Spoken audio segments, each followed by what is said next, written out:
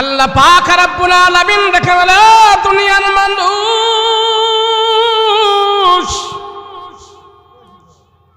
আমি আল্লাহ তোমারে সবচেয়ে বেশি ভালোবাসি, সবচেয়ে বেশি মহব্বত করি।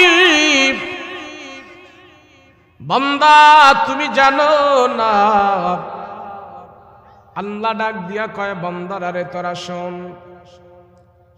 ওয়া আম্মা মান খাফা মাকামা রাব্বিহি ওয়া নাহান নাফসা আনিল হাওয়া ফাইন্নাল জান্নাতা হিয়াল মাওয়া।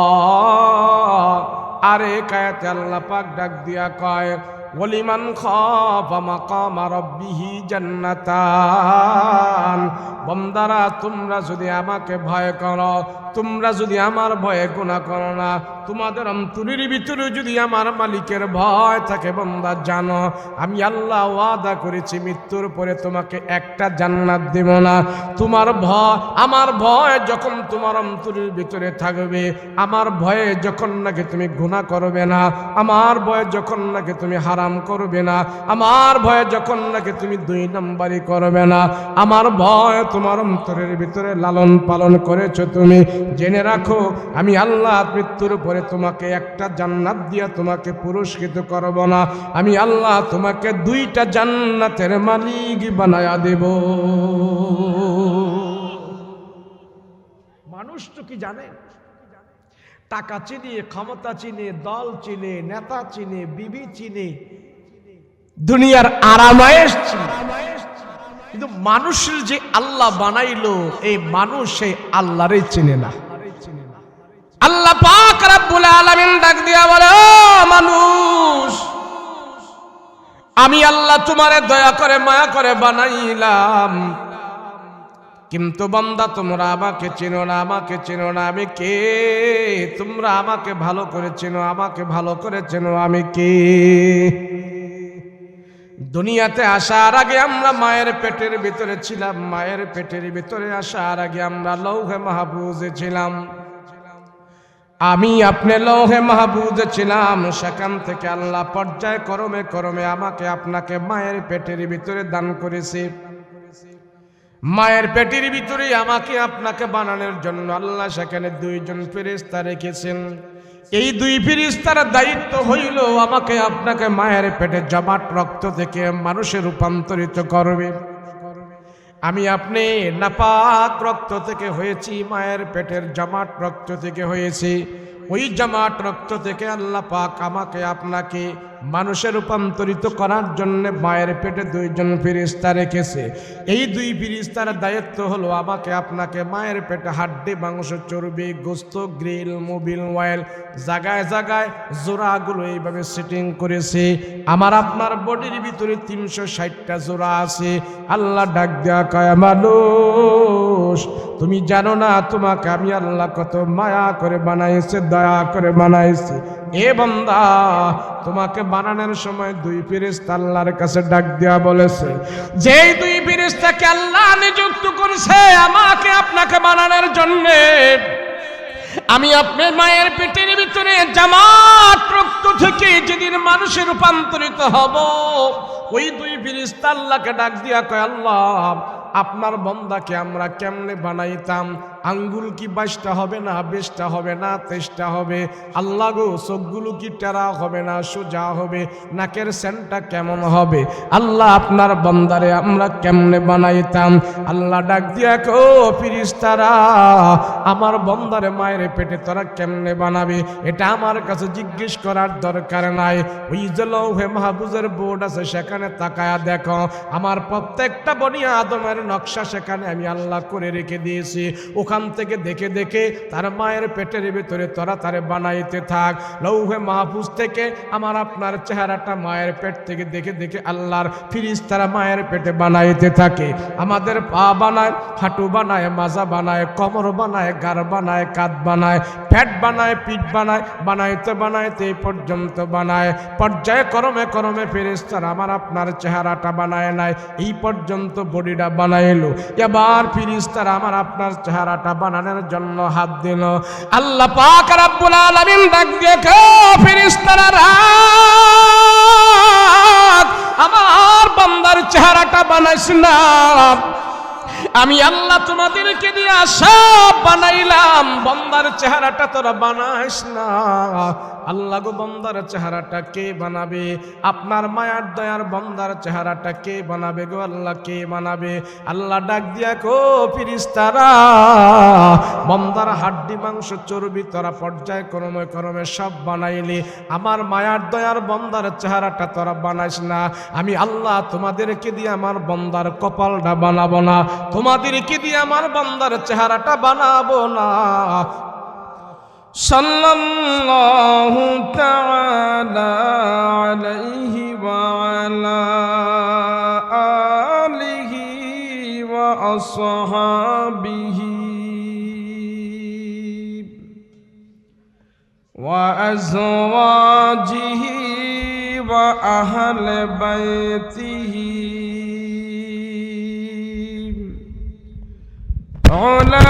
علماء أمته وفقهاء ملته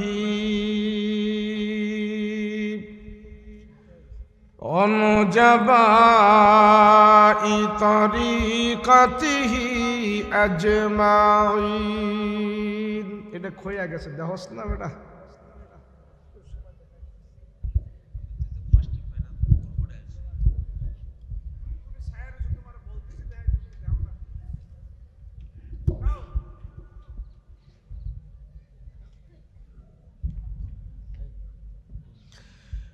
أما بعد فأعوذ بالله من الشيطان الرجيم.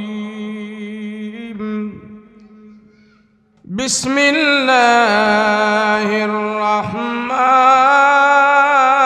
الرحيم.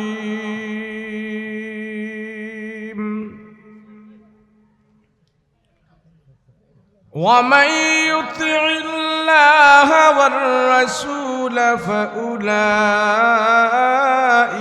مع الذين أنعم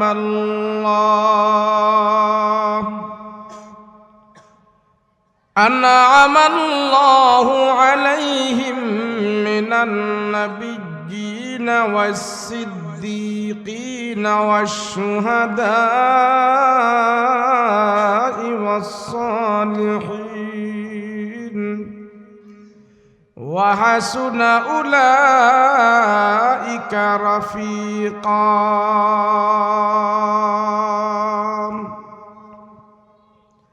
قال سيدنا رسول الله صلى الله عليه وسلم: المرء على دين خليله فلينظر أحدكم من يخالل، أو كما قال النبي عليه الصلاة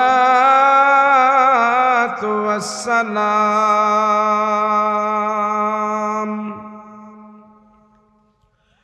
وقال تعالى في شان حبيبه ومحبوبه: وما أرسلناك إلا رحمة للعالمين.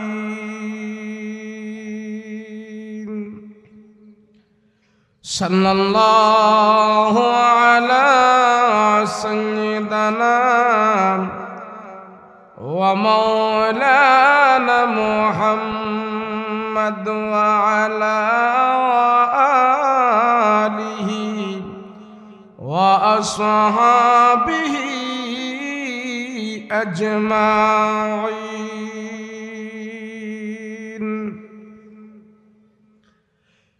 رب اشرح لي صدري ويسر لي أمري واحلل عقدة من لساني يفقه قولي.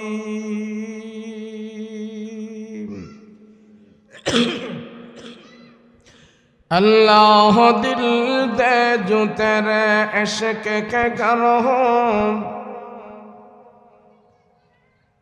अल्लाह दिल दे जो तेरे इश्क के गर हो, दाईमी रहमत की तेरे उस पे नजर हो,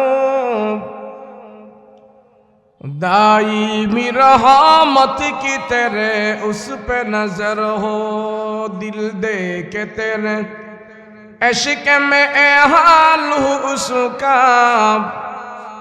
महशर का अगर शुर हो तू बिना खबर हो,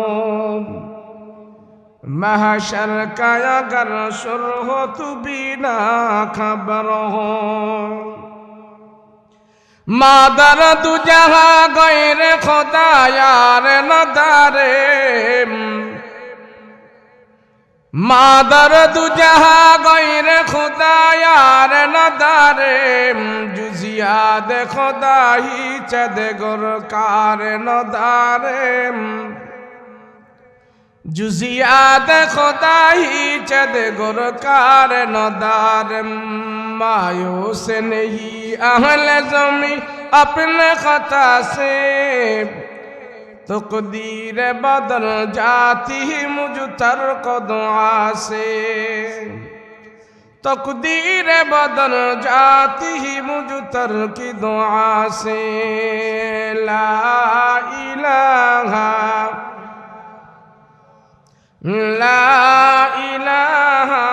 इल्लल्लाह, ला इलाहा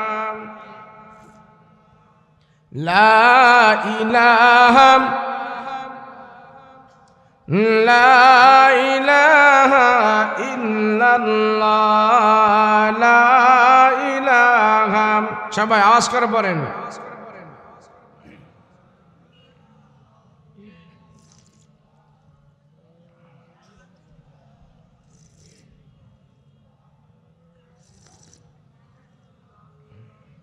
لا إله إلا الله، لا إله إلا الله، لا إله إلا الله، محمد رسول الله صلى الله। বড় বড়াই তাহফিজুল কোরআন মাদ্রাসা ও একরা মুমিনা খাতুন মহিলা মাদ্রাসার যৌথ উদ্যোগে ওয়াজ দোয়ার মাহফিল, শ্রদ্ধাভাজন সভাপতি মুআজ্জাজ মুকাররম উলামায়ে কেরাম, তলাবায়ে আযম, সম্মুখ পানে উপবিষ্ট দিনদার মুত্তাকি পরহেজগার ভাইয়েরা, পর্দার অন্তরালে অবস্থানরত আমার শ্রদ্ধেয় মা বোনেরা, আল্লাহ পাকের দরবারে কালেমাত শুকর আদায় করছি, বলি আলহামদুলিল্লাহ। আল্লাহ আমাদেরকে দয়া করে মায়া করে আপন করে রহমতি বরকতি নজর দি কোরআন ও হাদিসের আলোচনা শুনবো এবং বলবো, সেই সুবাদে আল্লাহ পাক আমাকে আপনাকে এখানে একত্র করেছেন। এই একত্র হওয়াটা যেন আল্লাহর দরবারে কবুল হয়। সকলে বলুন আল্লাহুম্মা আমিন। আওয়াজ করে বলেন আল্লাহুম্মা আমিন। আল্লাহ যারে ভালোবাসে, পছন্দ করে, মহব্বত করে, যার উপরে রহমতের দৃষ্টি আল্লাহ পাক বারবার দান করে, ওই আল্লাহর বান্দাকেই নেক কাজের মধ্যে আল্লাহ পাক শামিল করে দেয়। এত গভীর রজনীতে আমি আপনি যে এখানে বসে আছি, বলেন এই বসে থাকার দ্বারা কি কোনো গুনাহ হয়েছে? আপনারা কি কোনো গুনাহ করেছেন? এতক্ষণ বসে বসে কোরআন হাদিসের কথা শুনেছেন, আলেম ওলামাদের কথা শুনেছেন। কেউ 1 ঘন্টা, কেউ 2 ঘন্টা, কেউ 3 ঘন্টা, কেউ আধা ঘন্টা। যে যতটুকুন সময় এখানে বসে আছেন, অতটুকুন সময় আপনার হায়াত থেকে আল্লাহর দরবারে গুনাহ মুক্ত হয়ে পৌঁছে গেছে। ওয়াজ মাহফিলে আসলে, বসলে, বললে, শুনলে, মাহফিল দিলে সর্বপ্রথম যে লাভটা হয়, সেই লাভটা হলো বান্দা যতক্ষণ মাহফিলে থাকে অতক্ষণ সে গুনাহমুক্ত থাকে। নাকি আপনাদের দেশে মাহফিলে গুনাহ করে? গুনাহ করে? যতটুকুন সময় আমরা এখানে ব্যয় করব অতটুকুন সময়ই আমরা গুনাহমুক্ত থাকবো। আলহামদুলিল্লাহ বলেন। এই গুনাহমুক্ত জীবন যাপন করার জন্যেই আল্লাহ পাক পৃথিবীতে 1,24,000 পয়গম্বর প্রেরণ করেছেন। গুনাহ যাতে না করে, বান্দা যেন আল্লাহর সাথে নাফরমানি না করে, সেজন্য আল্লাহ পাক 1,24,000 পয়গম্বর পাঠিয়ে শুধু তারা এই কথাই বলছে, আল্লাহকে মানো, আখিরাতকে মানো, জান্নাত পাবে, জাহান্নামে যাবে, নসিহত করছে, ওয়াজ করছে। ওয়াজ নসিহতের মাধ্যমে সমস্ত নবীরা মানুষদেরকে আল্লাহর কথা বলেছেন। 5 ওয়াক্ত নামাজ সব নবীর বেলায় ছিল না। রমজানের 30 রোজা সব নবীর আমলে ছিল না। হজ যাকাত সব নবীর আমলে ফরজ ছিল না। কিন্তু ওয়াজ করা, নসিহত করা, মানুষকে কোরআন ও হাদিসের কথা বলা, আল্লাহ রসুলের কথা বলা, বলে এই আমল, এই পদ্ধতি সমস্ত নবীদের উপরে আল্লাহ পাক দান করে দিয়েছে। এই যে আমরা এখানে বসতে পারলাম, এই বসাটা আর ওয়াজ করা এবং শোনাটা, এটা সমস্ত নবীর সুন্নত, সমস্ত নবীর আমল। আলহামদুলিল্লাহ বলেন। রাসূল পাক সাল্লাল্লাহু আলাইহি ওয়াসাল্লাম বলেন, যেই জমিনে বসে আল্লাহর আলোচনা করা হয়, নবী পাকের কথাবার্তা বলা হয়, আল্লাহর গুণকীর্তনের কথা বলা হয়, মজলিস জামায়া, তো ওই মজলিসের প্রতি আল্লাহ পাক রহমত বরকত নাজিল করতে থাকে এবং ফেরেশতাদেরকে সাক্ষী রেখে সেই মজলিসের বান্দাগুলোকে আল্লাহ পাক মাফ করে দেয়। যেখানে আল্লাহর আলোচনা হয়, রসুলের আলোচনা হয়,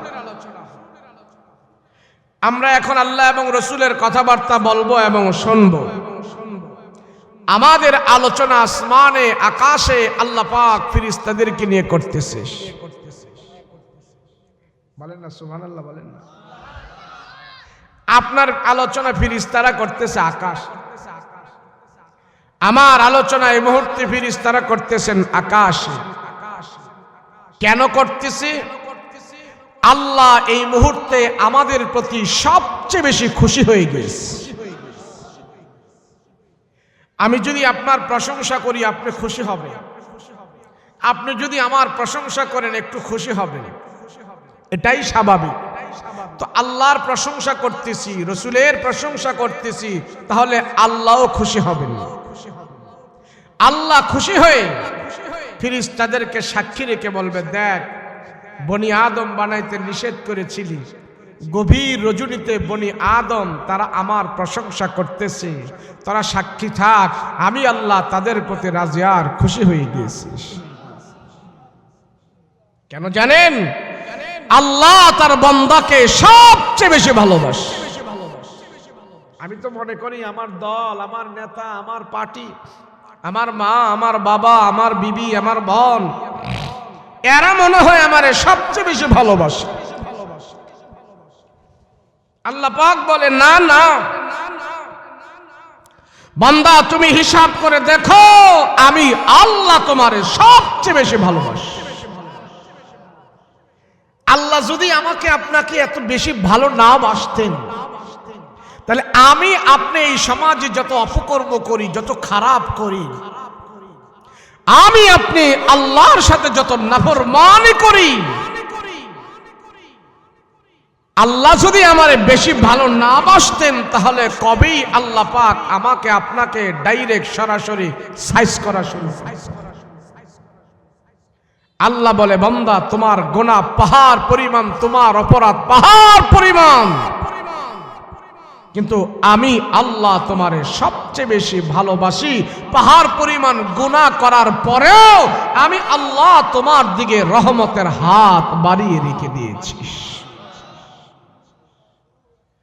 আল্লাহ পাক ডেকে বলে, বান্দা,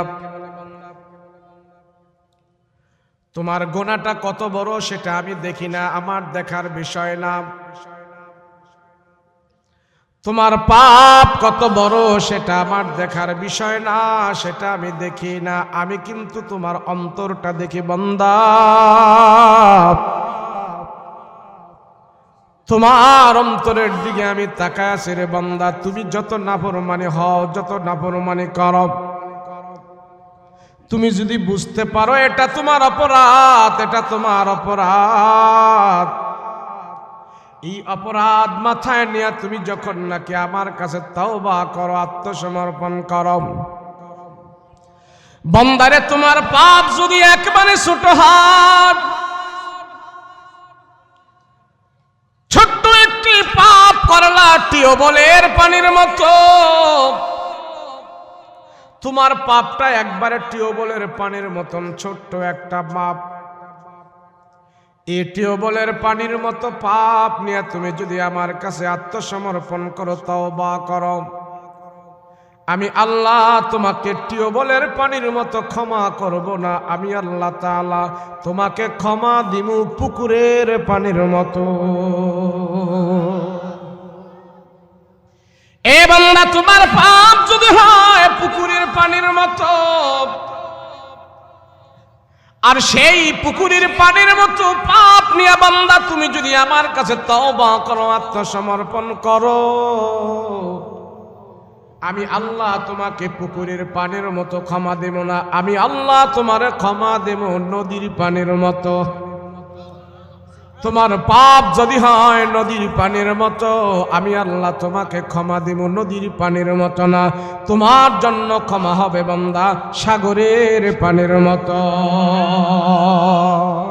বান্দা, তোমার প্রতি আমার অন্তরে মায়া মায়া, সেই জন্য আমি আল্লাহ তোমাকে ক্ষমা দেব বেশি, আমি আল্লাহ তোমাকে ক্ষমা দেব বেশি।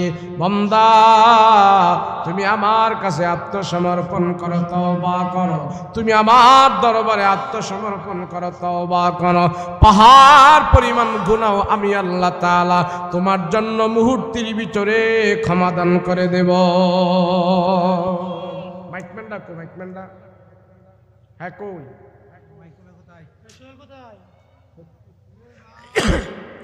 আল্লাহ পাক রব্বুল আলামিন দেখে বলে, দুনিয়ার মানুষ,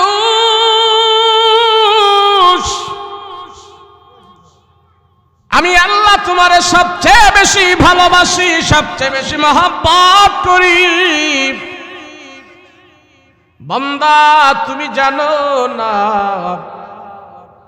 আল্লাহ ডাক দিয়া কয়, বান্দারা রে তোরা শোন, ও আম্মা মান খাফা মাকামা রাব্বিহি ওয়া নাহান নাফসা আনিল হাওয়া ফাইন্নাল জান্নাতা হিয়াল মাওয়া। আরে কায়াতে আল্লাহ পাক ডাক দিয়া কয়, ওয়ালিমান খাফা মাকামা রাব্বিহি জান্নাতান। বান্দারা, তোমরা যদি আমাকে ভয় করো, তোমরা যদি আমার ভয়ে গুনাহ করো না, তোমাদের অন্তরের ভিতরে যদি আমার মালিকের ভয় থাকে, বান্দা জানো আমি আল্লাহ ওয়াদা করেছি মৃত্যুর পরে তোমাকে একটা জান্নাত দেব না। তোমার ভয়, আমার ভয় যখন তোমার অন্তরের ভিতরে থাকবে, আমার ভয়ে যখন নাকি তুমি গুনাহ করবে না, আমার ভয়ে যখন নাকি তুমি হারাম করবে না, আমার ভয়ে যখন নাকি তুমি দুই নাম্বারি করবে না, আমার ভয় তোমার অন্তরের ভিতরে লালন পালন করেছো তুমি, জেনে রাখো আমি আল্লাহ মৃত্যুর পরে তোমাকে একটা জান্নাত দিয়া তোমাকে পুরস্কৃত করব না, আমি আল্লাহ তোমাকে দুইটা জান্নাতের মালিক বানায়া দেব। মানুষ তো কি জানে, টাকা চিনে, ক্ষমতা চিনে, দল চিনে, নেতা চিনে, বিবি চিনে, দুনিয়ার আরামায়েশ চিনে, কিন্তু মানুষের যে আল্লাহ বানাইলো, এই মানুষ সেই আল্লাহরই চিনে না। না চিনার ফলে কি হয় জানেন? আল্লাহকে যারা না চিনে, যত শিক্ষিত হোক, যত উচ্চ পদের ডিগ্রি তার হোক,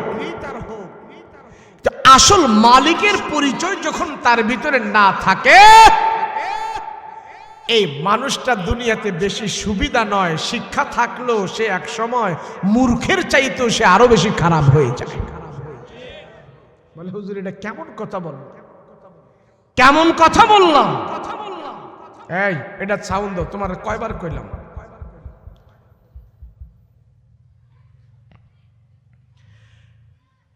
আল্লাহর পরিচয় যার ভিতরে না থাকে সেই মানুষটা দুনিয়াতে শিক্ষিত হওয়ার পরও কেমন যেন তার ভিতরে মূর্খতাই প্রবেশ করে। মানে কেমনে? এই যে একটা খবর রেডিও টিভিতে বইয়ের পাতায় ভাসতেছে না এখন, মানুষ নাকি বান্দর থেকে আইছে, শুনছেন আপনারা? শিক্ষিত সুধীজন যারা আছেন এরা এটা মনে হয় জানবেন। আমাদেরকে শিখাইতেছে এখন আমরা আদমের সন্তান না, আমরা নাকি বান্দর থেকে আইছি। মানুষ যার মাথা খারাপ হয় তারে পাগল কয়, আর পাগলের যদি মাথা খারাপ হয় সে এমন কথা বলতে পারে। কথা কোন ঠিক কিনা? মানুষ আল্লাহকে আমি মানুষ বানিয়েছি পৃথিবীর সব কিছু থেকে দামি করি, পৃথিবীর সব কিছু থেকে মানুষকে আমি শ্রেষ্ঠ করে বানিয়েছি। আর সে মানুষেরা কয় মানুষ নাকি বাদর থেকে আসছে, বানর থেকে আসছে। মানুষ কি বানর থেকে আসছে? মানুষ কি বানর থেকে আসছে? কোত্থেকে আসছে? হায় হায় হায় হায়, অশিক্ষিত, মূর্খ, জাহেল, গাদা কোথাকার। তার মাথার স্ক্রু যদি ঠিক থাকে সে কোনোদিন এটা বলতে পারে না মানুষ বানর থেকে এসেছে। আরে মানুষ তো জান্নাত থেকে এসেছে। কথা বলো ঠিক কিনা? মানুষ আসছে জান্নাত থেকে। আর আমার দেশের কিছু শিক্ষিত সুধীজন এগুলার মাথা নষ্ট হয়েছে, এগুলি এতদিন গবেষণা করে বের করছে মানুষ নাকি আগে বানর ছিল। তো বানর যদি থাকে মানুষ, তো বিয়া শাদী বানরের লগে করোনা দেখি কেমন লাগে। হয়তো আপনারা মনে হয় এই জিনিসটা আপনাদের নলেজে আসে নাই এখনো, এটা হাই লেভেলে আলোচনা চলতেছে। এটা নিয়ে নেট দুনিয়ায় বাংলাদেশে খুব তুল পার হচ্ছে, জোরালো বক্তব্য রাখছে। দেখেন না এখন আদমশুমারি লেখে না, আদমের সন্তান বলে না, এখন বলে জনশুমারি লেখা। দেখেন না জনশুমারি। আসলে এই দেশের ভিতরে কিছু বাটপারি আর সিটাররা মূল জায়গায় বসছে, শিক্ষিত কিছু নাস্তিক শিক্ষার কারিকুলামে বসে বসে মুসলমানদের ছেলেদেরকে অশিক্ষিত বানানোর চেষ্টা করেছে। ধর্ম থেকে, কর্ম থেকে, কোরআনের জ্ঞান থেকে দূরে রাখার ষড়যন্ত্র করছে। কিন্তু সফল হবে না, সফল হবে না। সুন্দর করো চাউটা, সুন্দর করে একটু ইকো দাও, একটু ইকো দাও। রাসূল পাক সাল্লাল্লাহু আলাইহি ওয়াসাল্লাম বলেন, এমন এক জামানা আসবে যেই জামানার ভিতরে মানুষগুলো দাবি করবে মুসলমান, ইমানদার, পরহেজগার। সেই মানুষগুলোই সবচেয়ে বেশি আল্লাহ এবং রসুলের দুশমন হবে। এদেশের ভিতরে যত রসুল এবং আল্লাহর দুশমন আছে এদের নামগুলো যখন আমরা জানি, দেখি যে একবারে অরিজিনাল মুসলমানের নাম, নামে মুসলমান, বাবায় মুসলমান, সন্তান মুসলমান, কিন্তু তার ভিতরে লালন পালন হচ্ছে তার দিল, দিমাগ, চিন্তা, চেতনা কাফির মুশরিকের চাইতেও খারাপ। আমাদের বানানেওয়ালা কে? জোরে বলেন কে? আল্লাহকে জানো বান্দা, আমি তোমারে কত মায়া করে বানিয়েছি, আমি তোমারে কত দয়া করে বানিয়েছি বান্দা, তুমি তো জানো না। মুসলমান ভাইরা আমার, আল্লাহ পাক রব্বুল আলামিন ডাক দিয়া বলে, ও মানুষ, আমি আল্লাহ তোমারে দয়া করে মায়া করে বানাইলাম, কিন্তু বান্দা তোমরা আমাকে চেনো না, আমাকে চেনো না আমি কে। তোমরা আমাকে ভালো করে চেনো, আমাকে ভালো করে চেনো আমি কে। দুনিয়াতে আসার আগে আমরা মায়ের পেটের ভিতরে ছিলাম, মায়ের পেটের ভিতরে আসার আগে আমরা লৌহে মাহফুজে ছিলাম। আমি আপনি লৌহে মাহফুজে ছিলাম, সেখান থেকে আল্লাহ পর্যায় ক্রমে ক্রমে আমাকে আপনাকে মায়ের পেটের ভিতরে দান করেছে। মায়ের পেটের ভিতরে আমাকে আপনাকে বানানোর জন্য আল্লাহ সেখানে দুইজন ফেরেশতা রেখেছেন। এই দুই ফেরেশতার দায়িত্ব হইল আমাকে আপনাকে মায়ের পেটে জমাট রক্ত থেকে মানুষে রূপান্তরিত করবে। আমি আপনি নাপাক রক্ত থেকে হয়েছি, মায়ের পেটের জমাট রক্ত থেকে হয়েছি।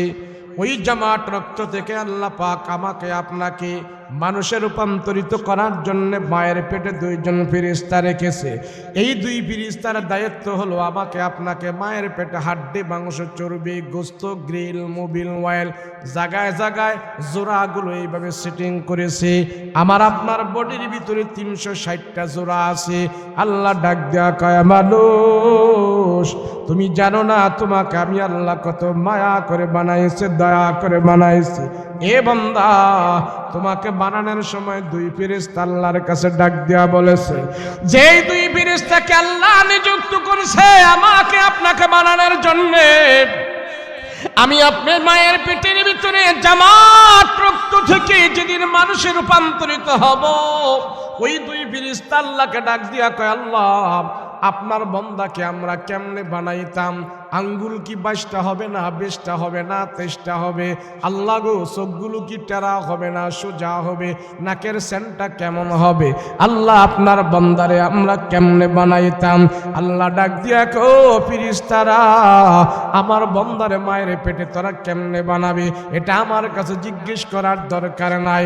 ওই যে লৌহে মাহফুজের বোর্ড আছে সেখানে তাকায়া দেখো, আমার প্রত্যেকটা বনি আদমের নকশা সেখানে আমি আল্লাহ করে রেখে দিয়েছি।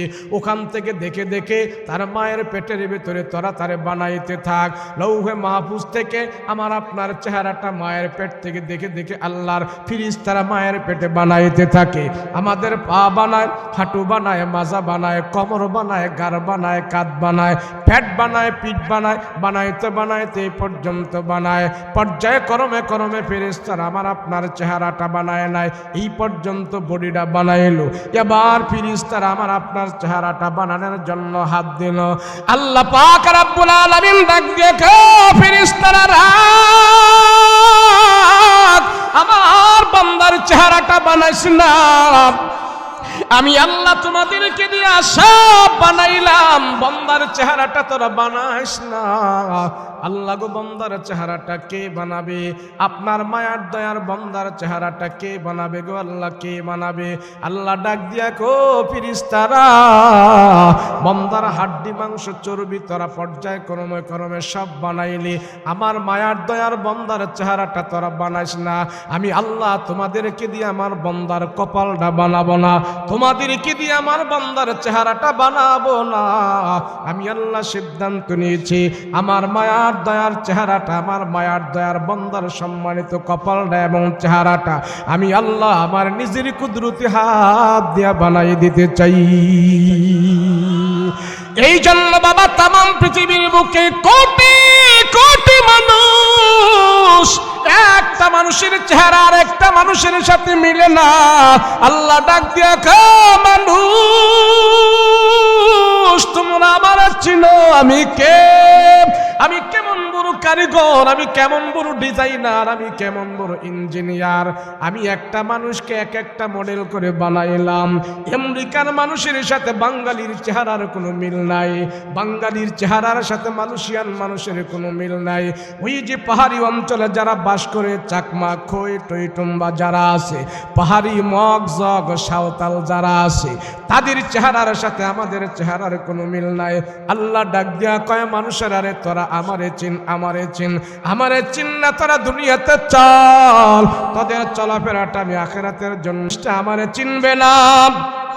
যেই মানুষ আমার আল্লাহকে চিনবে না, সেই মানুষ যদি শিক্ষিত হয় তার ভিতরে গুমরাহি ঢুকবে। যেই নেতা আমার আল্লাহকে চিনবে না, নেতায় মানুষের মাল মেরে খাইবে। যেই মানুষটা আমার আল্লাহকে চিনবে না, সে দুনিয়াতে বেশি ভালো হয়ে থাকতে পারবে না। একমাত্র বান্দা তোরা আমারে চিনো, আমাকে চিনো, আমি আল্লাহ তোমাদের জন্য সবচেয়ে বড় মায়া এবং দয়ার আল্লাহ, আমারে চিন। সাহাবায়ে কেরাম রাসূলকে জিজ্ঞেস করলেন, ইয়া রাসূলুল্লাহ, ইয়া হাবিবাল্লাহ, রহমতের নবী, রাহমাতুল লিল আলামিন নবী আমার,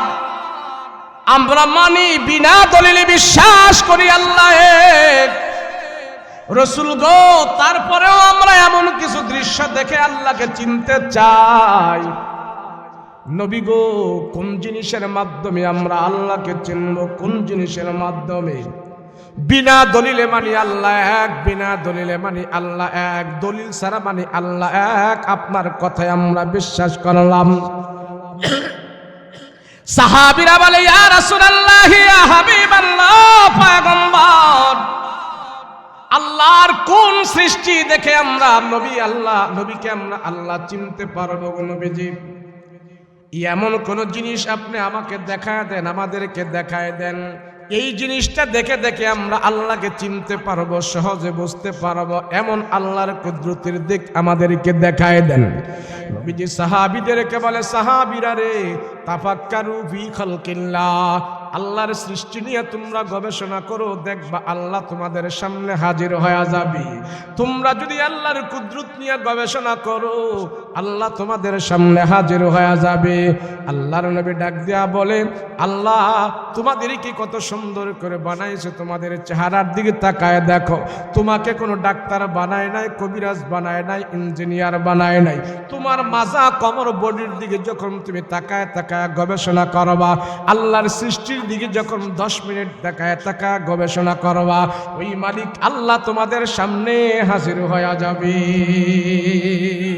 গবেষণা কর আল্লাহকে। এক কবি সুন্দর করে আল্লাহর কুদরত নিয়ে গবেষণা করে কবিতা বলছে, কই আচ্ছা মানুষ বলো দেখি রাত্র কেন কালো, চাঁদ সূরজ কোথা হতে পেল এত আলো, পশু পাখি কয় না কথা, মানুষ কেন কয়, বলো বলো বলো মানুষ এসব কেমন করে হয়, ফুলগুলি সব নানান রঙে কেমন করে হয়, পাতাগুলো সবুজ বটে ফুলের মতো নয়, দুধ কেন হয় সাদা, মরিচ কেন ঝাল, আমগুলি পাকলে আবার কেমনে তা হয় লাল। আমরা মানুষ বাস করি ভাই এই দুনিয়ার রঙে, হাতের রেখায় আর চেহারা মিলে না কারো সঙ্গে, আর মিলে না কথার ধরন আঙ্গুলের টিপ, আল্লাহ আছে একজন এবার প্রমাণ হলো ঠিক। মানুষ আজকে জাহেল হয়ে গেছে, মুসলমান সবচেয়ে বেশি জাহেল। কাফের মুশরিক তো আল্লাহকে চিনে না, মুসলমানের বাচ্চারাও তার মালিক আল্লাহকে চিনে না। কথা বলো ঠিক কিনা?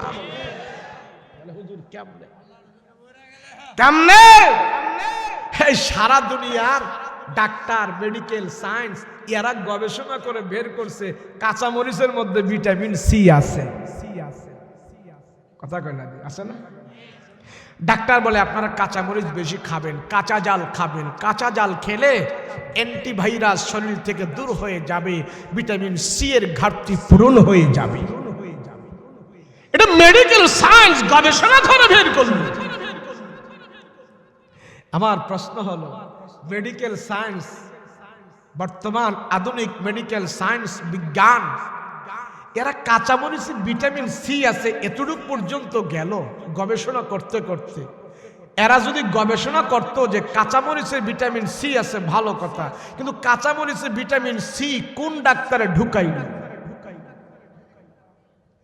কোন ডাক্তারে ঢুকাইলো, ওই ডাক্তারটারে আমরা খুঁজি একটু। যদি খুঁজতো কে ঢুকাইলো, কাঁচামরিচে ভিটামিন দিল কে, ভিটামিন সি দিল কে, কে করতে করতে এক পর্যায়ে এই বিজ্ঞানও আল্লাহকে পাওয়া যাইত। আল্লাহ বলে আমারে ছিল না। এই যে এটা কোন থানা? পাগলা থানা। এই যে পাগলা থানার মানুষ, আপনাদের হাতের নাগালে এই যে ফিঙ্গারের ছাপ আছে না নাই? আছে তো? তো আমাদের কুমিল্লার মানুষেরা আছে তো কুমিল্লার মানুষের হাতের ফিঙ্গারের ছাপ আর পাগলা থানার হাতের ফিঙ্গারের ছাপ মিলবো তো? মিলছে তো? দুনিয়াতে কত আবিষ্কার হইল। 160 তলা বিল্ডিং হইল দুবাই, 200 তলা করতেছে সৌদি আরব, এত তালা বাড়তেছে, এত ইঞ্জিনিয়ার হয়েছে, এত ডাক্তার হয়েছে, এত নকলবাজ হয়েছে, কিন্তু কারো হাতের টিপসই এই পর্যন্ত নকল করতে পারছে? আপনারা কি শুনেছেন? আল্লাহ কয় আমারে চিনো না এখনো? তোমার হাতের নাগালে একটা টিপসই আছে, এটা নকল করার কারো ক্ষমতা নাই। আমার নামে আল্লাহ, এটা যে দিল তার নামই আল্লাহ। অমানুষ হাকদার আছে, অমানুষ আল্লাহকে চিনো। রাসূল পাক সাল্লাল্লাহু আলাইহি ওয়াসাল্লাম বলেন যে আল্লাহকে চেনার পর ওই মানুষটার ভিতরে যদি আল্লাহর ভয় চলে আসে, আল্লাহর ভয় থাকার পর সেই মানুষটা যদি নাফরমানি থেকে দূরে থাকে, আল্লাহ খুশি হইয়া আল্লাহর ভয় নিয়ে যে মৃত্যুবরণ করবে, আল্লাহ কোরআনের আয়াতে বলেন আল্লাহ খুশি হইয়া তোমার নামে আল্লাহ 2টা জান্নাত আল্লাহ দিয়ে তোমারে সন্তুষ্ট করে দিবে। হযরত ওমর রাদিয়াল্লাহু আনহুর জামানায় একজন পরহেজগার এক যুবক, নামাজ, কালমা, রোজা, আদবে, আখলাকে, সুন্নতি, আশাক, পোশাক, লেবাসে, সুন্দর চেহারায় এক যুবক ওমর রাদিয়াল্লাহু আনহুর জামানায় ছিল। ওমর রাদিয়াল্লাহু আনহু এই যুবকের প্রশংসা করত। এক যুবক যদি আপনাদের সমাজে খুব নম্র ভদ্র হয়, তার প্রশংসা আপনারা করবেন না? নাকি যেটা গাঞ্জা মদ খায় এটার প্রশংসা করবে? যুবক মানুষ, আরে ও নম্র ভদ্র, নামাজ পড়ে, রোজা করে, আল্লাহ বিল্লাহ করে, কোনো ফাউল কাজে নাই, এমন যুবক যেই সমাজে থাকে তার প্রশংসা অবশ্যই সবাই করবে। কথা বলেন ঠিক কিনা? তো ওমর রাদিয়াল্লাহু আনহুর জামানায় এমন এক যুবক, সবাই তার প্রশংসা করে। ছেলেটা নামাজ, রোজা, কর্মে, আদবে, আখলাকে, লেহাজে অনেক ভালো। এমন আসেনি আপনাদের সমাজে এমন যুবক? আছে? আসেনি? তবলিগও যায়, চরমনায় যায়, ভালো হক্কানি আলেমের কাছে যায়, মাথার পাগড়ি টাগড়ি লাগায়া, পাঞ্জাবি টাঞ্জাবি লাগায়া, 5 ওয়াক্ত নামাজ পড়ে, আবার কলেজেও পড়াশোনা করে। আছে না? না, নম্র, ভদ্র, আদর্শবান। ওমর রাদিয়াল্লাহু আনহুর জামানায় এমন এক লোক, সবাই তারে ভালোবাসে। এক নারীও তারে ভালোবাসে। মানুষ তো ভালোবাসে, পুরুষ তো ভালোবাসে, এক মহিলাও তারে ভালোবাসে। তো মহিলায় ভালোবাসে, এমন ভালোবাসে যে সে তো জীবনেও আমার বিয়া করব না, তো আমার মনের খাহেশ তার সাথে আমি মিটাবো। নাউজুবিল্লাহ বলেন, বাস্তব কথা। ওই নারী এই সুদর্শন চেহারাওয়ালা, ভদ্র, নম্র, আল্লাহওয়ালা যুবকের পিছনে লেগেছে। যেমনে হোক তার প্রশংসা সবাই করে, আমিও করব, তবে আমি একটু ব্যতিক্রম করব। বুদ্ধি কইরা ফাসলায়া মাসলায়া তারে এক জায়গায় এই মহিলা নিয়ে গেছে। নিয়ে যাওয়ার পর যুবক দেখতেছে চতুর্দিক দিয়ে সবকিছু বন্ধ, শুধু মহিলা আর আমি। তো সে তো পরহেজগার মানুষ, সে তো আর ওই মহিলার মতো ছলছাতুরি বুঝে নাই। মহিলাদের ষড়যন্ত্র খুব গভীর ষড়যন্ত্র। যখন আপনার সাথে কেউ টাকায় পারে না, ক্ষমতায় পারে না, কোনো দিক দিয়ে পারে না, সে চায় মহিলার কোনো ফান্দনি আপনার ফালাইতে পারে। এমন ইতর বান্দর আসেনি? ওমর রাদিয়াল্লাহু আনহুর জামানায় সবার চোখে এই ছেলেটা নম্র, ভদ্র। মহিলায় তার প্রশংসা সবাই করে, আমিও তার প্রশংসা করব, একটু ব্যতিক্রম। বিশাল বড় এক কক্ষে নিয়ে তারে তালা লাগাইছে। তালা লাগায়া বলে, শোন, তোর প্রশংসা মক্কার অলিতে, মদিনার অলিতে গলিতে, সবার সামনে, সবার মুখে মুখে, কিন্তু আজকে দেখো সব দিক দিয়া বন্ধ, তুমি আর আমি। তো তুমি আর আমি যেহেতু এখানে আসি, তোমার একটা উদ্দেশ্যে আমি এখানে নিয়ে আসছি।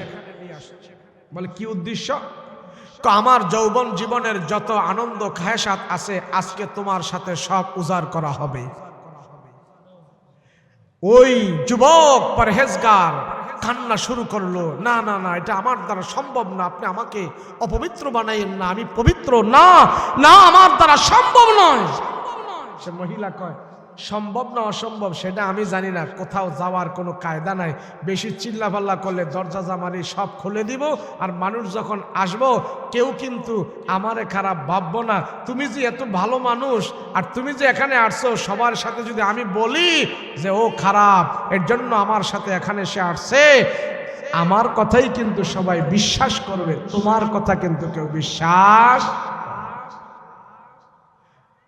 ওই মহিলা তাকে আটকে ফেলাইল, একটা অশালীনতার অসভ্যতার পরিবেশে তাকে জিম্মি করে ফেললো। যুবক বলে, আপনার পায়ে ধরি, হাতে ধরি, আপনি আমাকে ছেড়ে দেন, আমি আল্লাহর ভয় করি, আমাকে ছেড়ে দেন।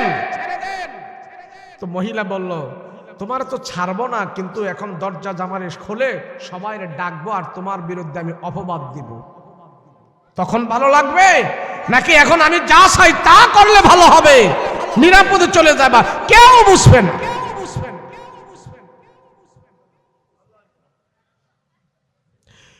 এবার সেই পরহেজগার যুবক চিন্তা করল, হায় রে, এখন এমন অসুবিধায় পড়েছি, আমি কি করব? যাই হোক আল্লাহর কাছে আবার মাপটাপ চেয়ে নেব। এখন সে যা বলে তাই আমার করতে হবে, না হয় দুনিয়ার মানুষের সামনে আমি অপরাধী হয়ে যাব। যখন সেই মহিলা মনের খাহেসাত মেটানোর জন্য তার কাছে আগায় আসছে, ওই যুবকের দিলের ভিতরে আবার জল্পনা শুরু হয়ে গেল, আল্লাহ, দুনিয়ার মানুষের চক্ষু আড়ালে আমি এই অপকর্ম করব, মালিক রে, তোমার চোখ থেকে তো আমি দূরে যেতে পারবো না, তোমার চোখ থেকে তো আমি ফাঁকি দিতে পারবো না। এই কথা বলে যুবক হাউমাউ করে চিল্লাচিল্লি কাউমাউ শুরু করছে, কান্নাকাটি শুরু করছে। যুবক বেহুশ হয়ে জমিনের মধ্যে পড়ে গেছে, অস্থির হয়ে গেছে, লাফাইতেছে, আল্লাহ, তোমার চোখে ফাঁকি দেওয়া সম্ভব নয়, আল্লাহ তুমি আমারে কি করবা করো। এই বিলাপ করতে করতে যুবক ছটফট করে করে জমিনে পড়ে গেছে, আর মহিলা হাত দিয়া দেখে ওই যুবকের দেহে প্রাণ নাই, সে এখানেই মারা গিয়েছে। এখন মহিলা তো আশ্চর্য হয়ে গেছে, ব্যাপার কি, তার তো বডিতে তো শিরা বাজে না। এখন মহিলা এখন আবার উল্টা ভয় পেয়ে গেছে, হায় হায়, মানুষ যদি আইসা দেখে আমার ঘরের মধ্যে তার লাশ, তাহলে তো আমারে খুনের আসামি বানাবে। মহিলা এমন ভয় পাইল, ভয় পাওয়ার পর মহিলা এখন কি করবে? সে তো মারা গেছে, তার বডিতে রুহ নাই, শেষ। এখন মহিলা দরজা খোলে, আশেপাশে যাদের আপনজন তাদেরকে ডাকছে, দেখো এরম এমন, এখন আমি তো ভয় পাচ্ছি, এমন এমন। বলে কি? বলে ঘটনা সব মহিলাই খুলে বলছে, আর নিয়ত করছে আমি একবারে ভালো হয়ে যাবে, এমন আর করবো না। আরে আমার সাথে এমন করার জন্য তারে এমন করেছি, আর সেই অবস্থায় সে মারা গেছে। তুই এলাকার লোকজন তারে সুন্দর করে দাফন কাফন করে কবরের ভিতরে রেখে দিয়েছে। ওই পাপ আর করে নাই, ওই মহিলার সাথে আর জানা করে নাই, আল্লাহর ভয়ে বেহুশ হয়ে গেছে, ওই অবস্থায় সে মারা গেছে, পবিত্র হয়ে সে কবরে চলে গেছে। যখন দাফন কাফন করলো, অবস্থা তো সবার সামনে জানা হয়ে গেল, মহিলা এমন এমন করছে, সে নিজেই বলে দিয়েছে।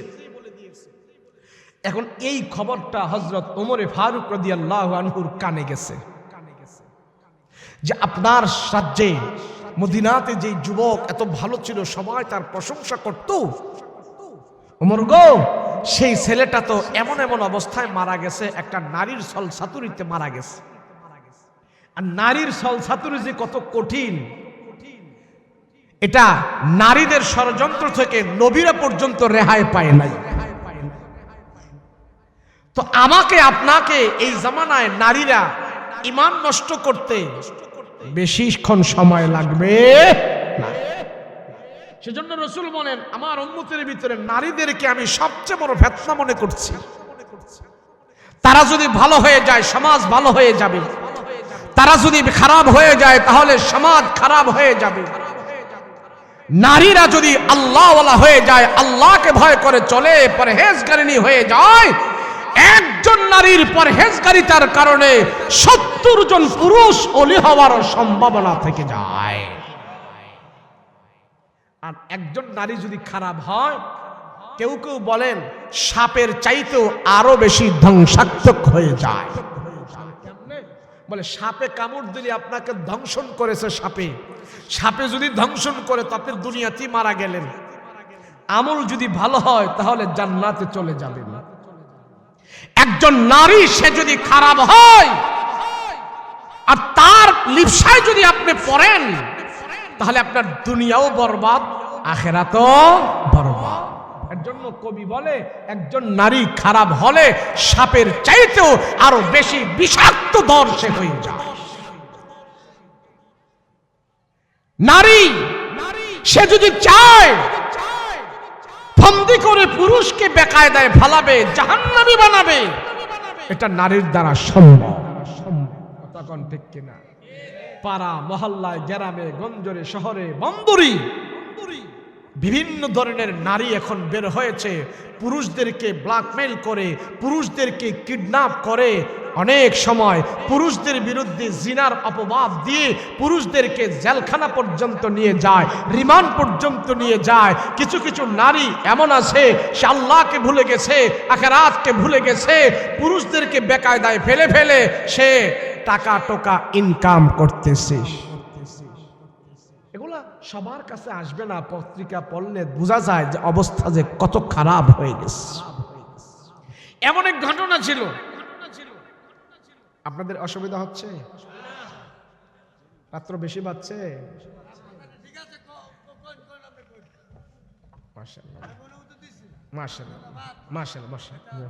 শুনেন, সময় কম, হাসাহাসি করবেন না, সময় কম। বাস্তবতার আলোকে কিছু ওয়াজ না করলে নয়।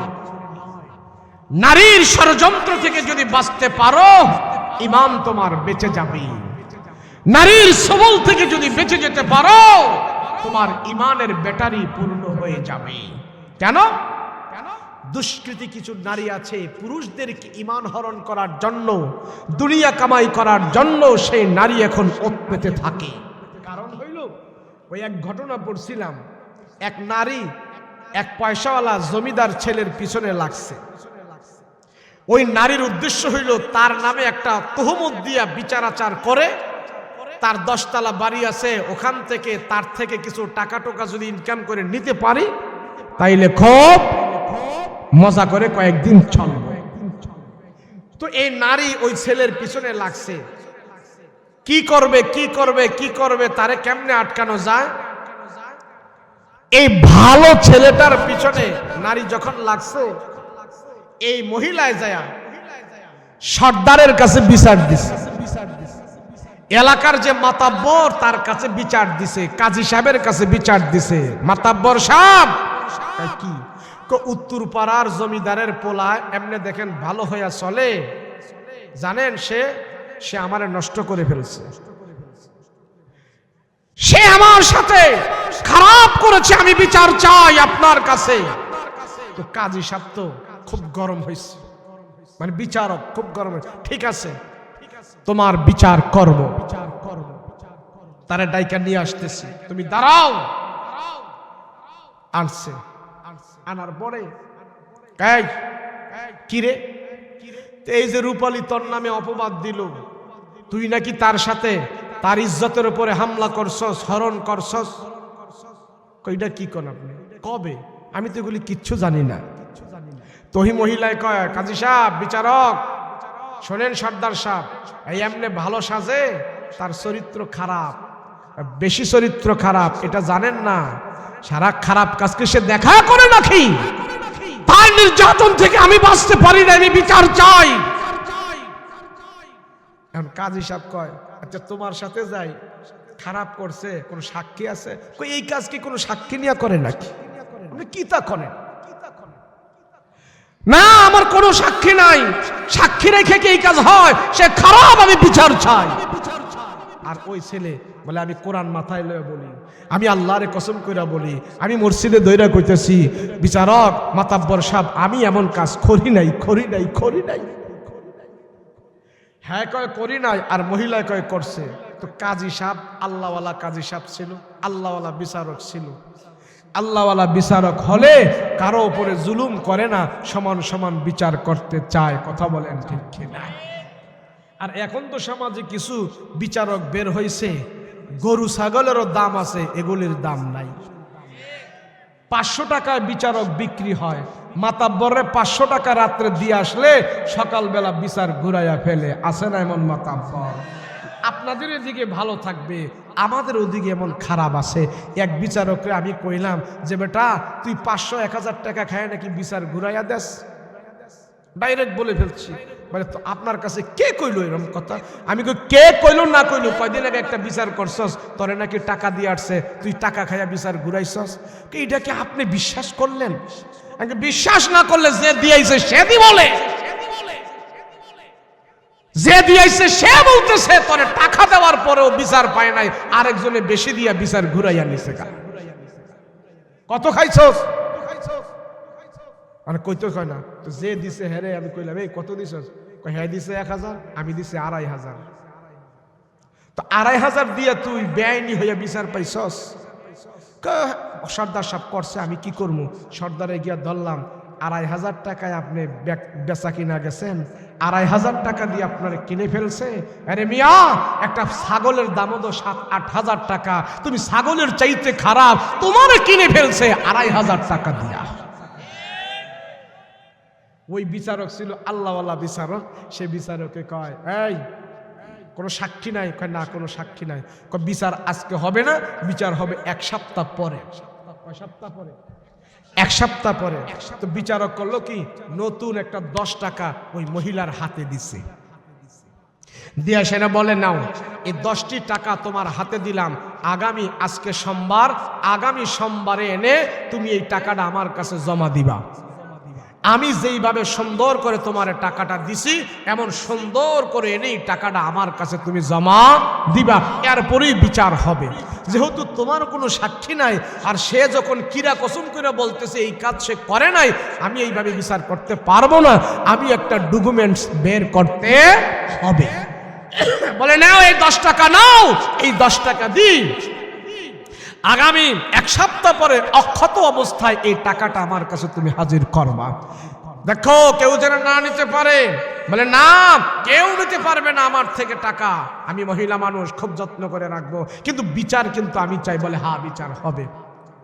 মহিলাটারে ভাগাই দিয়া এই বিচারক এই পোলারে কইতেছে, এই তোর নামে যে অপবাদ দিল, তুই নাকি জিনা করছস, ওই যে 10টা টাকা দিছি দেখছস? কহ তোরে 1 সপ্তাহ টাইম দিলাম, আগামী সোমবারের আগে যেমনি হোক ওই মহিলা থেকে 10টি টাকা এনে আমার সামনে হাজির করতে হবে। যদি পারো তাইলে মনে করব তুমি নির্দোষ, আর টাকা যদি না আনতে পারো তাইলে কিন্তু সব বিচার তোমার উপরে চাপবে। কথা বলো ঠিক কিনা? এই শোন, পারবি? তাহা পারবো। তো মহিলারে দিছে এই কথা বলে, আর পুরুষরে এই ছেলেরে দিছে এই কথা বলে, যা টাকা নিয়ে আয়।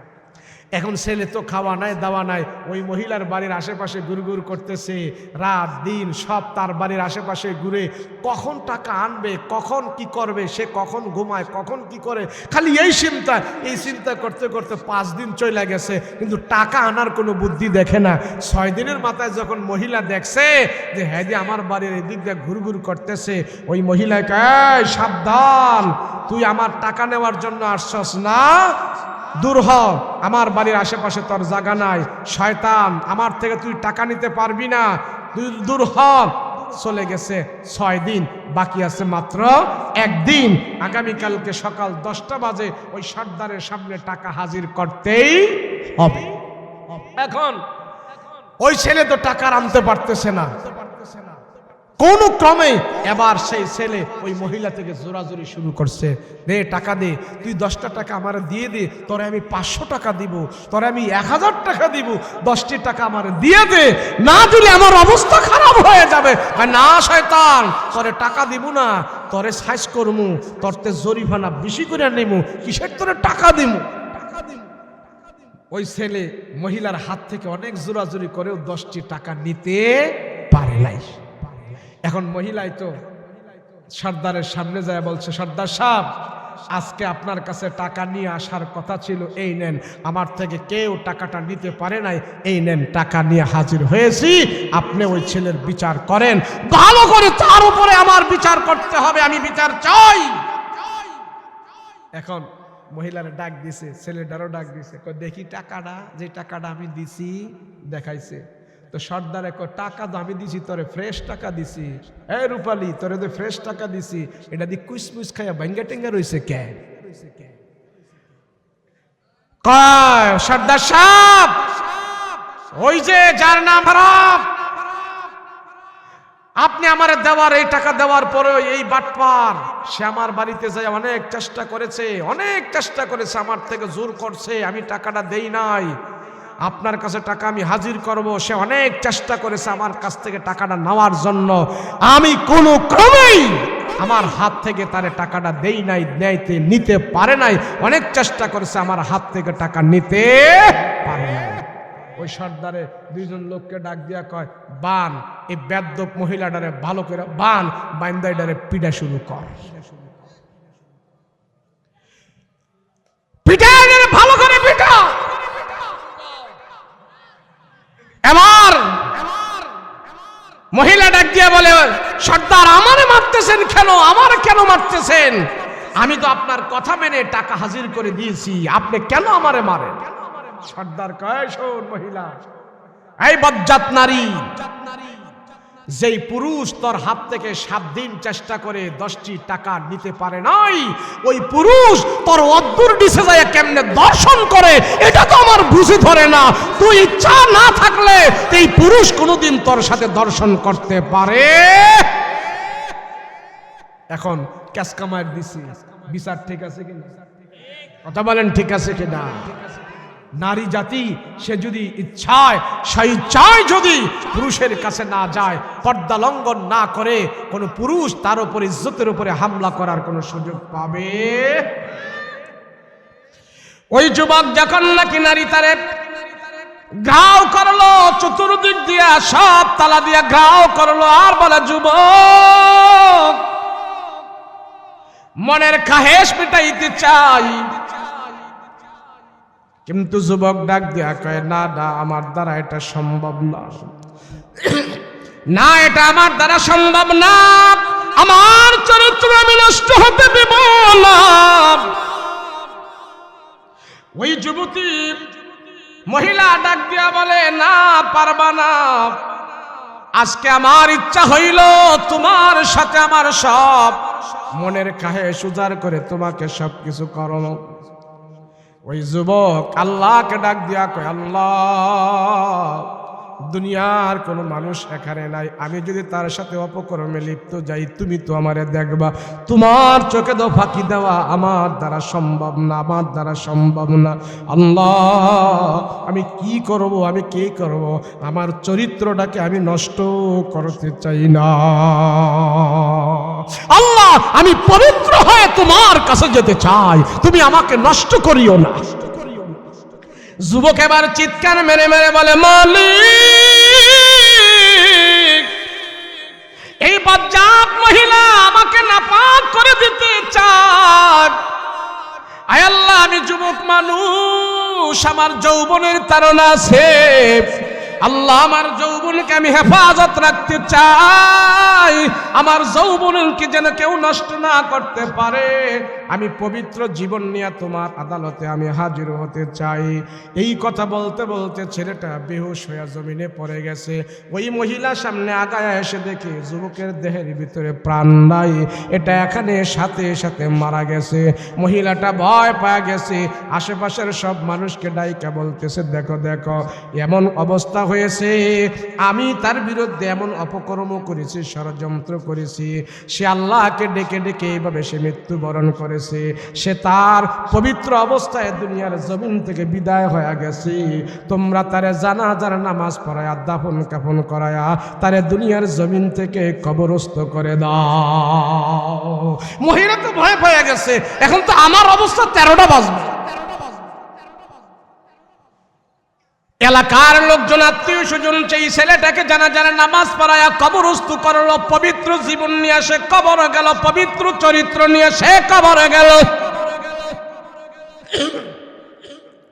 নওজোয়ান যুবকের লাশ কবরস্থ হইল। হযরত উমর রাদিয়াল্লাহু আনহুর কানে খবর গেছে, ওগো উমর, মদিনার বুকে যে ছেলেটা পবিত্র ছিল, নম্র ভদ্র শরীফ ছিল, ওই ছেলেটা ইন্তেকাল করেছে। তবে ইন্তেকাল করেছে পবিত্র জীবন নিয়া, পবিত্র চরিত্র নিয়া, অপবিত্র অবস্থায় না। হযরত ওমরের কাছে ঘটনা খুলে বলল, এমন অবস্থায় সে মারা গেছে। হযরত ওমর সাহাবায়ে কেরামদেরকে ডেকে বলে, আসো আসো আসো, একটা নওজোয়ান যুবক পবিত্র অবস্থায় মারা গেছে, তার জানাজায় আমরা শরীক হওয়ার জন্য তৈয়ার হয়ে যাও। তার জানাজায় আমরা শরীক হইয়া আমরা নিজেরে ভাগ্যবান মনে করব।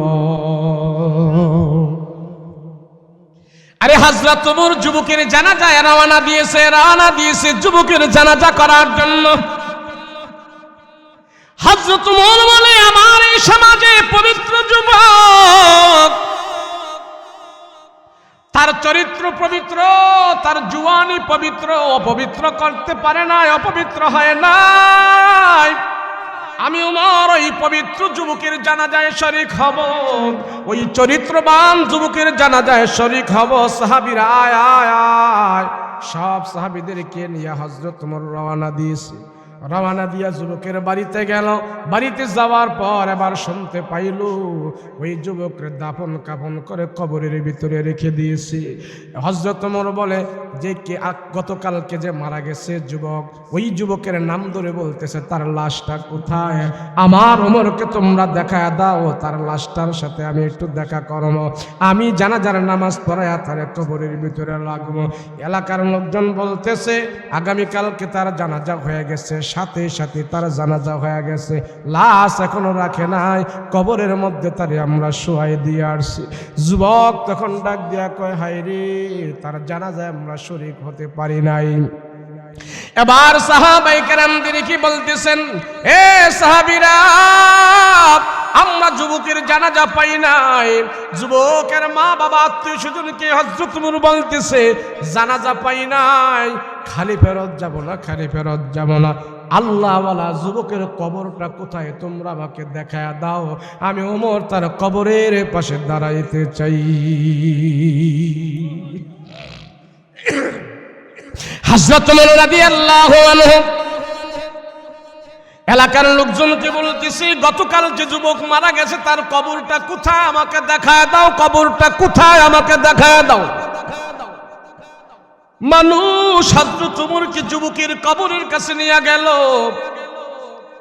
এবার হযরত ওমর যুবকের কবরের পাশে দাঁড়িয়ে দাঁড়িয়ে আল্লাহর কাছে বলতেছেন, আল্লাহ, এই যুবক যে মৃত্যুবরণ করেছে, কোরআনের একটা আয়াতের সাথে তার মরণটা মিলে গেছে। আল্লাহ গো, তারে যে তুমি মরণ দিলা, এই মরণটাতে এমন অবস্থায় হয়েছে, তুমি কোরআনের একটা আয়াতে বলেছো, যার অন্তরের ভিতরে তোমার ভয় লালন পালন করবে, যার অন্তরের ভিতরে তোমার ভয়ের কারণে সে গুনাহ থেকে দূরে থাকবে, আর এই অবস্থায় যদি মৃত্যুবরণ করে, তোমার ভয় নিয়ে যদি কবরে যায়, মৃত্যুবরণ করে, ওই বান্দাকে তুমি বলেছো দুইটা জান্নাত দিয়া তারে সম্মানিত করবে। আমার ওমরের জানতে মনে চায়, আল্লাহ, এই ছেলেটাকে তুমি দুইটা জান্নাত দিছো কি না দিছো? আমি ওমর একটু জানতে চাই, তুমি আমাকে জানায়া দাও।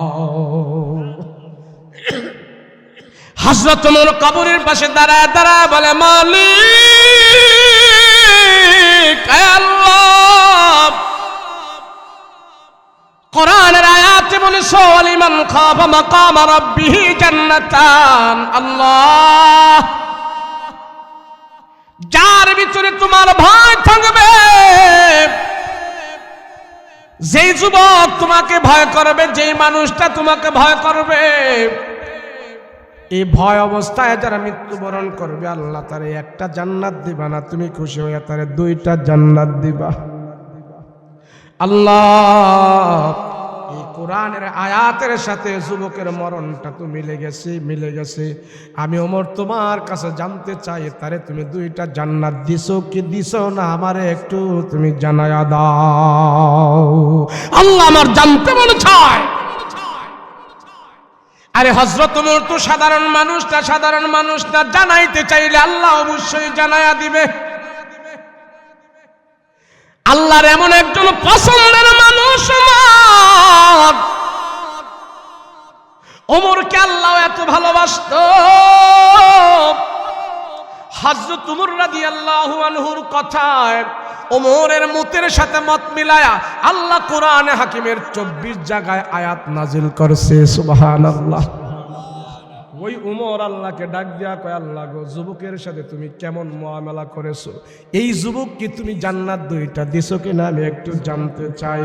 কবরের পাশে দাঁড়ায়া ওমর বলে, ওয়ালিমান খাফা মাকামা রাব্বিহি জান্নাতান, ওয়ালিমান খাফা মাকামা রাব্বিহি জান্নাতান।